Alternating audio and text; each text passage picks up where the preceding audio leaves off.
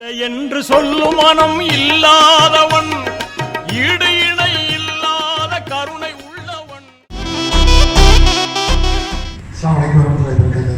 சிறப்பான வகையிலே இந்த இறைவசனத்தை சொல்லி அதற்கான விளக்கத்தையும் சொல்லி எதிர்ப்பார் அவர்களுக்கு நம்முடைய கனிவான நன்றியை உறுதியாக கொள்கிறோம்.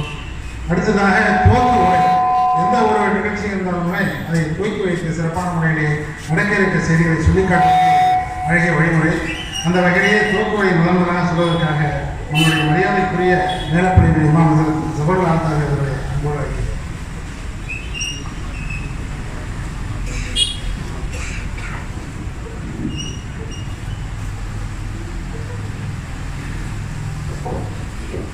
السلام عليكم ورحمة الله وبركاته.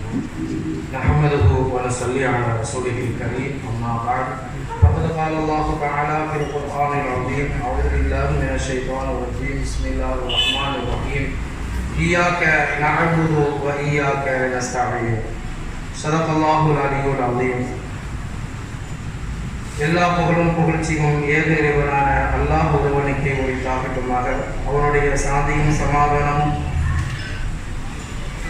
ஈருலக தலைவர் நபிகள் நாயகம் ஸல்லல்லாஹு அலைஹி வஸல்லம் அன்னவர்கள் மீதும் அன்னவருடைய அடிச்சுவடுகளை அப்படியே தங்களுடைய வாழ்க்கையில் எடுத்து வாழ்ந்த உத்தம சஹாபா பெருமக்களுக்கு வந்து எங்களுக்கு வாழ்ந்தார்கள். குறிப்பாக இந்த புனிதமான இரவை ஹயாத்தாக்குவதற்காக வேண்டி, உயிரோட்டம் கொடுப்பதற்காக வேண்டி இந்த மஜ்லிஸில் அமர்ந்திருக்கக்கூடிய நம் அனைவர்கள் மீதும் ஏக இறைவனுடைய சாந்தியும் சமாதானமும் என்றென்றும் நின்று நிலவட்டுமாக. என்னை மிகுந்த அல்லாஹ்வின் நல்லடியார்களே, நாம் எல்லாம் ஒரு பரக்கத் பொருந்திய அருள்மிக்க ஒரு இரவிலே நாம் சங்கமித்து எப்படி இங்கே ஒன்று கூடி இருக்கிறோமோ, இதே போல நபிகள் நாயகம் ஸல்லல்லாஹு அலைஹி வஸல்லம் அன்னவர்களோடு நாளை மறுமையிலே சொர்க்கத்தில் இருப்பதற்கு அல்லாஹ் நம் அனைவருக்கும் தௌஃபீக் செய்வாராக. ஆமீன். என்னை மிகுந்த அல்லாஹ்வின் நல்லடியார்களே, அல்லாஹ் ரப்பல் ஆலமீன் தன்னுடைய அருள்முறையாம் திருமுறையிலே ஈயாக்க நஅபுது வ ஈயாக்க நஸ்தஈன், இறைவா உன்னையே நாங்கள் வணங்குகிறோம், உன்னிடமே நாங்கள் உதவி தேடுகிறோம் என்பதாக சொல்லி காட்டியிருக்கிறார். ஒவ்வொரு அடியாலும் அல்லாஹ்விடத்திலே இவ்வாறு தான் இருக்க வேண்டும் என்பதாகவும் அல்லாஹ் சொல்லி காட்டுகிறார். முதல்ல இபாதத், ஈயாக்க நஅபுது, நிச்சயமாக உன்னையே நாங்கள் வணங்குகிறோம், வ ஈயாக்க நஸ்தஈன், முதல்ல அல்லாஹ்வை வணங்கணும், அதற்கு அடுத்து அல்லாஹ்விடமிருந்து நம்ம உதவியை தேடணும்.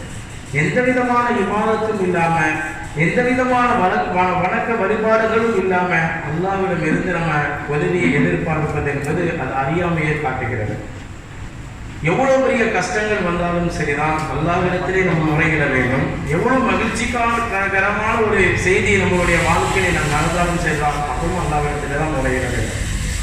அருமையான அல்லாஹ்விடியார்களே, நபிகள் நாயகம் ஸல்லல்லாஹு அலைஹி வஸல்லம் அன்னவருடைய வாழ்க்கை நம்மளுக்கு மிகப்பெரிய ஒரு முன் உதாரணமாக இருக்கிறது. நபிகள் நாயகம் ஸல்லல்லாஹு அலைஹி வஸல்லம் ஒரு தடவை மிக பயங்கரமான ஒரு பசி. நபிகள் நாயகம் ஸல்லல்லாஹு அலைஹி வஸல்லம் அன்னை ஆயிஷா ரலியல்லாஹு தஆலா அன்ஹா அவங்க வீட்டுக்கு வந்து கேட்காங்க, ஆயிஷாவே சாப்பிடுவதற்கு ஏதாவது இருக்கான்னு கேட்காங்க. ஸல்லல்லாஹு அலைஹி வஸல்லம் கேட்டாங்க. ஆயிஷா சொல்றாங்க, அல்லாஹ்வுடைய சத்தியமாக எதுவுமே இல்லை யார சொல்லலாம் அப்படின்னு சொல்றாங்க. நபிகள் நாயகம் ஸல்லல்லாஹு அலைஹி வஸல்லம் நேரம் பள்ளிவாசலுக்கு போய் 2 ரக்காத் தொழுது அல்லாஹ்விடத்தில் உணவு கேட்கிறாங்க. மறுபடி வராங்க, ஆயிஷா மாட்ட வந்து கேட்காங்க, ஆயிஷாவே சாப்பிடுவதற்கு ஏதாவது இருக்கான்னு கேட்காங்க.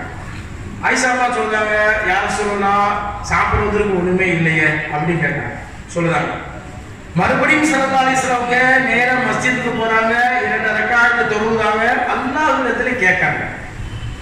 மறுபடியும் வராங்க, ஆயிஷா மாட்ட வந்து கேட்காங்க, ஆயிஷாவே சாப்பிடுவதற்கு ஏதாவது இருக்கா? ஆயிஷா சொல்றாங்க, சாப்பிடுவதற்கு எதுவுமே இல்லையே அப்படின்னு. 3வது தடவையாக பள்ளிவாசலுக்கு போது உஸ்மான் ரலியல்லாஹு தஆலா அவங்க பார்க்காங்க, ஸல்லல்லாஹு அலைஹி வஸல்லம் அவங்களுடைய அந்த கோலத்தை பார்க்காங்க. பசி, அந்த வாடிய அந்த முகத்தை பார்த்து தன் வீட்டில் இருக்கக்கூடிய உணவை எடுத்து ஆயிஷா மாட்ட வந்து கொடுத்துட்டு போயிருந்தாங்க. ஸல்லல்லாஹு அலைஹி வஸல்லம் அவங்க பள்ளிவாசல் 2 ரக்காத் தொழுது விட்டு அல்லாஹ்விடத்தில் உணவுக்காக வேண்டி துஆ கேட்டு விட்டு வீட்டுக்கு வராங்க. ஆயிஷா மாட்ட வந்து கேட்காங்க, ஆயிஷாவே சாப்பிடுவதற்கு ஏதாவது இருக்கா? ஆயிஷா சொல்றாங்க, இப்பதான் உஸ்மான் அவங்க சாப்பாடு வந்து தந்துட்டு போறாங்க அப்படின்னு. ஸல்லல்லாஹு அலைஹி வஸல்லம் சொன்னாங்க, அந்த கடுமையான பசியிலும் கூட தன்னுடைய மனைவியினுடைய ஈமானை தருத்தி செய்தாங்க. உஸ்மான் தரல, அல்லாஹ் தந்தான் அப்படின்னு சொன்னாங்க. உஸ்மான் தரல அது அல்லாஹ் தந்தான். இமாம்கள் இந்த ஹதீஸுக்கு விளக்கம் கூறும்போது சொன்னாங்க, ஸல்லல்லாஹு அலைஹி வஸல்லம் அவர்கள் 3வது தடவையாக 3 தடவையும் அல்லாஹ்விடத்தில் முறையிட்டாங்க. எவ்வளவு பெரிய கஷ்டம் வந்தாலும் சரிதான், வாழ்க்கையில எவ்வளவு பெரிய வறுமையுடைய பீடியில நம்ம பீடிக்கப்பட்டாலும் சரிதான், மனிதர்களிடத்தில் போய் நம்மளுடைய வறுமையை முறையிட்டக்கூடாது. நம்மளுடைய உள்ளத்தில் இருக்கக்கூடிய அந்த கஷ்டங்களை மனிதர்களிடத்துல போய் சொல்லிடக்கூடாது, சொல்லி குழம்பிடக்கூடாது. அது அல்லாஹ் விரும்புவதில்லை. அல்லாஹ்விடத்திலே தான் சொல்லணும். அல்லாஹ்விடத்தில் சொல்வதற்கு முன்னால நபி அவர்களுடைய சுன்னத் என்ன அப்படின்னா 2 ரக்காத் தொழுதாங்க. மஸ்ஜித் நபையில போய் 2 ரக்காத் தொழுது 3 தடவை இமாம்கள் சொல்லுதாங்க. 3 தடவையில அல்லாஹ் நபி அவர்களுக்கு உணவு கொடுத்து விட்டான். அப்படி இல்லை என்று சொன்னால் 300 முறையானாலும் சரிதான் அல்லாஹ்விடத்திலே தொழுதான் நபி ஸல்லல்லாஹு அலைஹி வஸல்லம் அல்லாஹ்வுடைய உதவியை அவங்க தேடி இருப்பாங்க. நம்மளுக்கு ஏதாவது ஒரு கஷ்டம் வந்துட்டுன்னா இன்னைக்கு நம்ம என்ன செய்யணும்? தொழுகையில ஒரு இபாதத்துல ஒரு பொறுமை இல்லை. நம்ம தொழுவாரோம், நம்ம தொழுது முடிஞ்சோடனே அல்லாஹ்வை துவா செய்தோம், அல்லாஹ் உடனே நம்மளுடைய துவாவை ஏற்றுக்கொள்ளணும், அல்லாஹ் உடனே அங்கிருந்து வாதத்திலிருந்து இறங்கி நம்மளுக்கு உதவி செஞ்சிடணும் மனப்போக்கிலே நம்மளுடைய வாழ்க்கை கழிஞ்சிட்டு கொஞ்ச நாள் பள்ளிவாசலுக்கு வரோம், அழுத்து போயிடும். நம்மளுடைய துவாக்கல்ல நம்ம துவாவில அழுத்து போயிடுது, நம்மளுடைய இபாதத்தில் அழுத்து போகிறது. அப்படி அல்ல, எத்தனை தடவையானாலும் சரிதான் அல்லாஹ்விடத்திலே கேட்கக்கூடியவர்களாக நாம் இருக்க வேண்டும் என்பதுதான் நபிகள் நாயகம் ஸல்லல்லாஹு அலைஹி வஸல்லம் அவங்களுடைய மிகப்பெரிய ஒரு சுன்னத்தாக இருக்கிறது. தொழுகை இந்த மிஅராஜில ஸல்லல்லாஹு அலைஹி வஸல்லம் தொழுகை பரிசா வாங்கிட்டு வந்தாங்க. தொழுகை எந்த அளவுக்கு ஒரு மூமினுடைய ஒரு அஸ்திவாரமாக இருக்குது என்பதை நினைச்சுக்கணும். அல்லாஹ் தஆலா எப்போ நம்ம தக்பீர் கட்டிட்டோமோ வானத்தினுடைய கதவுகள் திறக்கப்படுது. நாங்கள் ஸல்லல்லாஹு அலைஹி வஸல்லம் வானத்தினுடைய கதவுகள் திறக்கப்படுது.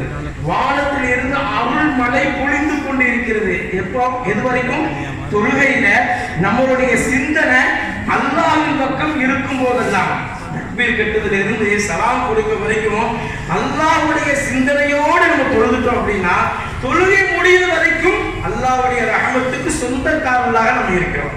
நம்மளுடைய சிந்தனை மாறிவிட்டது, நம்மளுடைய சிந்தனை பிறண்டு விட்டது என்று சொன்னால் அல்லாஹ்வுடைய ரஹமத் தடுக்கப்படுகிறது. வானத்திலிருந்து இறங்கக்கூடிய அந்த ரஹமத் எவ்வளவு பெரிய ஒரு விஷயம் பாருங்க. வானத்திலிருந்து நம்ம தக்பீர் கட்டிட்டோம் அப்படின்னா வானத்திலிருந்து என்ன செய்யுது? அல்லாஹ்வுடைய ரஹமத் இறங்குகிறது. அது மட்டுமல்ல, அல்லாஹ் தஆலா ஒவ்வொரு அடியார் மீது எந்த அளவுக்கு கருணை உள்ளவனாக இருக்கிறான் பாருங்க. எந்த அளவுக்கு கருணை தொழுகையுடைய விஷயத்துல. சாதாரணமா நம்ம ஒரு 10 நிமிடம் தான் தொழ போறோம். இஷாவுடைய தொழுகை ஸல்லல்லாஹு சொன்னாங்க, யார் இஷாவுடைய தொழுகை இமாம் ஜமாத்தோட தொழுது விட்டாரோ அவர் பாதி இரவு நின்று வணங்கி நன்மை பெறுகிறார்.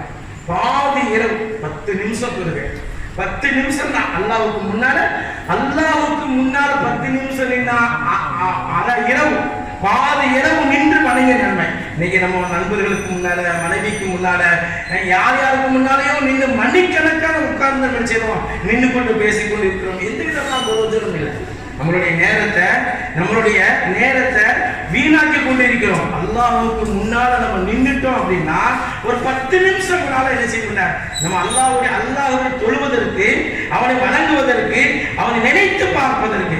ஃபதுகுருனி அதுகுருக்கும், என்னை நீ நினைத்தால் உன்னை நான் நினைப்பேன். அல்லாஹ் சொல்றான், என்ன நீ நினைச்சிட்ட நான் உன்னை நினைப்பேன். அல்லாஹ் நினைக்காம இல்லை, எப்பவும் அல்லாஹ்வுடைய கண்காணிப்பில் நம்ம இருக்கோம். அல்லாஹ் சொல்லுகிறான், நீ சாதாரண மனிதர்களுக்கு முன்னால நினைத்து பார்த்தால் உன்னை விட சிறந்த மலக்குமார்களுக்கு மத்தியில் நான் உன்னை நினைத்து பார்ப்பேன் என்கிறான் அல்லாஹ். அப்ப சாதாரண ஒரு 10 நிமிடம் இஷாவுடைய தொழுகையை இமாம் ஜமாத்தோடு தொழுதுட்டோம் சொன்னா பாதி இரவு நின்று வணங்கிய நன்மை. யார் ஃபஜ்ருடைய தொழுகை இமாம் ஜமாத்தோடு தொழுது விட்டாரோ முழு இரவு நின்று வணங்கிய நன்மை. அல்லாஹ் ஒவ்வொரு அடியான் மீது கருணை உள்ளவனாக இருக்கிறான். சாதாரண அது ஒரு 10 நிமிஷம், இது ஒரு 10 நிமிஷம், ஆக 20 நிமிடங்கள் அல்லாஹ்வுக்கு முன்னால தொழுகைக்காக நீ தக்பீர் கட்டி நின்றுட்டோம்னு சொன்னா முழு இரவு நின்று வணங்கிய நன்மையை அல்லாஹ் தருவதாக நபிகள் நாயகம் ஸல்லல்லாஹு அலைஹி வஸல்லம் அவர்கள் சொன்னார்கள். அருமையான அல்லாஹ்வின் நபியார்களே, நபிகள் நாயகம் ஸல்லல்லாஹு அலைஹி வஸல்லம் அவங்க அல்லாஹ் தஆலா கேட்கிறார், என்னுடைய உயர்ந்த மலக்குமார்கள் எதை பற்றி விவாதம் செய்து கொண்டிருக்கிறார்கள் என்பதாக அல்லாஹ் தஆலா நபி ஸல்லல்லாஹு அலைஹி வஸல்லம் அல்லாஹ் தஆலா கனவுல கேட்கான். நபி ஸல்லல்லாஹு அலைஹி வஸல்லம் சொன்னாங்க, பாவங்களுக்கு பரிகாரமாகக்கூடிய விஷயத்தை பற்றி உயர்ந்த மலக்குமார்கள் தர்க்கம் செய்து கொண்டிருக்கிறார்கள், விவாதம் செய்து கொண்டிருக்கிறார்கள். அது என்ன அப்படின்னு அல்லாஹ் கேட்கும் பொழுது நபிகள் நாயகம் ஸல்லல்லாஹு அலைஹி வஸல்லம் சொன்னாங்க, குல்து, நான் சொன்னேன், மஸ்ஜில் அக்தாமி இலல் ஜமாஅத்தி, ஜமாஅத் தொழுகைக்காக வேண்டி நடந்து வருவது, ஜமாத் தொழுகைக்காக வேண்டி நடந்து வருவது இருக்கிறத, பள்ளிவாசலுக்கு வீட்டில் ஒளி செஞ்சுட்டு பள்ளிவாசலுக்காக வேண்டி யார் எட்டு வைத்து நடந்து வருகிறார்களோ ஒவ்வொரு எட்டுக்கும் ஒரு நன்மை எழுதப்படுகிறது, ஒரு தீமை அளிக்கப்படுகிறது, ஒரு அந்தஸ்து உயர்த்தப்படுகிறது. நபிகள் நாயகம் ஸல்லல்லாஹு அலைஹி வஸல்லம் பள்ளிவாசல் தொழுகைக்காக வேண்டி வீட்டில் யார் ஒளி செஞ்சு விட்டு பள்ளிவாசலுக்கு நடந்து வருகிறார்களோ ஒரு எட்டுக்கு ஒரு நன்மை, ஒரு எட்டுக்கு ஒரு பாவம் அளிக்கப்படுகிறது, ஒரு எட்டுக்கு ஒரு அந்தஸ்து உயர்த்தப்படுகிறது என்பதாக நபிகள் நாயகம் ஸல்லல்லாஹு அலைஹி வஸல்லம் சொன்னாங்க. மறுபடியும் கேட்க அல்லாஹ் தஆலா வேற என்ன விஷயம் இருக்கு? ஒல் ஜுலூசி ஃபில் மஜாசிதி பாத ஸலாத்தி, தொழுகைக்கு பின்னால பள்ளிவாசல்ல அடுத்த தொழுகைக்காக வேண்டி எதிர்பார்த்து இருப்பது. தொழுகை முடிஞ்சிட்டு, மகரிபுடைய தொழுகை முடிஞ்சிட்டு, இஷாவுடைய தொழுகைக்காக வேண்டி யார் எதிர்பார்த்து கொண்டிருக்கிறார்கள் பள்ளிவாசல்ல? பள்ளிவாசல் உட்கார்ந்து அனாச்சாரமா பேசக்கூடாது. உட்கார்ந்து இருக்கோம், பள்ளிவாசல் உட்கார்ந்து அல்லாஹ்வுக்கு பொருத்தமான வார்த்தைகளை பேசணும் அப்படின்னா தான் இந்த நன்மை கிடைக்கும். பள்ளிவாசல் உட்கார்ந்துருக்கோம், யாரையோ பத்தி பேசிட்டு இருக்கோம், என்னென்னமோ பேசிட்டு இருக்கோம், வாயில வந்ததெல்லாம் பேசிட்டு இருந்தோம்னா இந்த நன்மை கிடைக்காது. பள்ளிவாசல்ல மகரிபுல உட்கார்ந்து இஷா வரைக்கும் எதிர்பார்த்து அல்லாஹ்வை திக்ர் செய்தவர்களாக, குர்ஆனை ஓதியவர்களாக, அது அல்லாஹ்வுடைய அல்லாஹ்வுடைய அந்த குதிரத்தை எண்ணியவர்களாக நம்ம பள்ளிவாசல்லே உட்கார்ந்து இருந்தோம் அப்படின்னா நம்மளுடைய அனைத்து பாவங்களும் மன்னிக்கப்படுகிறது என்பதாக நபிகள் நாயகம் ஸல்லல்லாஹு அலைஹி வஸல்லம் சொன்னாங்க. வஇஸ்திபாவுல் உதுஇ ஃபில் மக்ரூஹா, கடினமான நேரத்தில், அதாவது குளிர்ந்த நேரத்தில் யார் பரிபூர்ணமாக உழு செய்கிறார்களோ அவர்களும் அவர்களுடைய முழுமையான பாவங்கள் மன்னிக்கப்படுகிறது என்பதாக நபிகள் நாயகம் ஸல்லல்லாஹு அலைஹி வஸல்லம் சொன்னாங்க. ஸல்லல்லாஹு அலைஹி வஸல்லம் சொன்னாங்க, மலக்குமார்களுடைய துஆ, யார் பள்ளிவாசல்ல உட்கார்ந்து இருக்காங்களோ, ஒரு தொழுகைக்கு பிறகு இன்னொரு தொழுகைக்காக வேண்டி உட்கார்ந்து இருக்காங்களோ, யார் முதல் சஃப்ல நின்று தொழுதாங்களோ, யார் தொழுகைக்காக வேண்டி தன்னை தயார்படுத்திக் கொள்கிறார்களோ அனைவர்களுக்கும் மலக்குமாருடைய துஆ இருக்கிறது. அல்லாஹும்ம குஃபிர் லஹு அல்லாஹும்ம இர்ஹம்ஹு என்பதாக மலக்குமார்கள் துஆ செய்கிறார்கள். அருமையான அல்லாஹ்வின் இவ்வளவு சிறப்பும் தொழுகையாளிகளுக்கு மாத்திரமே. நபிகள் நாயகம் ஸல்லல்லாஹு அலைஹி சொன்னாங்க, பல விஷயங்களை சொல்லி காட்டுகிறார்கள். யார் தொழுகையை பேணுதலான முறையில் தொழவில்லையோ, வமன் அஅரத அன் ذிக்ரி ஃபஇன்ன லஹு மஈஷத்தன் லன்கா என்கிறான் அல்லாஹ் தஆலா. யார் என்னுடைய ذிக்ரை விட்டும் என்னை விட்டும் புறக்கணிக்கிறானோ, அதாவது தொழுகையை யார் பேணுதலான முறையில் தொழவில்லையோ அவருக்கு கடினமான வாழ்க்கையை, வறுமையை நாம் ஏற்படுத்துவோம் என்பதாக அல்லாஹ் தஆலா குர்ஆன் ஷரீஃபிலே சொல்லி காட்டியிருக்கிறார். அருமையான அல்லாஹ்வின் தொழுகை நம் ஒவ்வொரு மூமினுடைய உயிர் மூச்சாக இருக்கிறது. அந்த தொழுகையை பேணுதலான முறையில தொழக்கூடிய நன்மக்களாக அல்லாஹ் தஆலா உங்களையும் என்னையும் ஆக்கி அருள் புரிவானாக. ஆகிரு தாவானா அனில் ஹம்துலில்லாஹி ரப்பில் ஆலமீன். அஸ்ஸலாமு அலைக்கும் வரஹ்மத்துல்லாஹி வபரகாத்துஹு. வலைக்கும் ஸலாம் வரஹ்மத்துல்லாஹி வபரகாத்துஹு. குறைவான நேரத்தில் நிறைவான கருத்துக்களை அலையறையாக ஹஸரத் அவர்களுக்கு சொல்லி காட்டினார்கள்.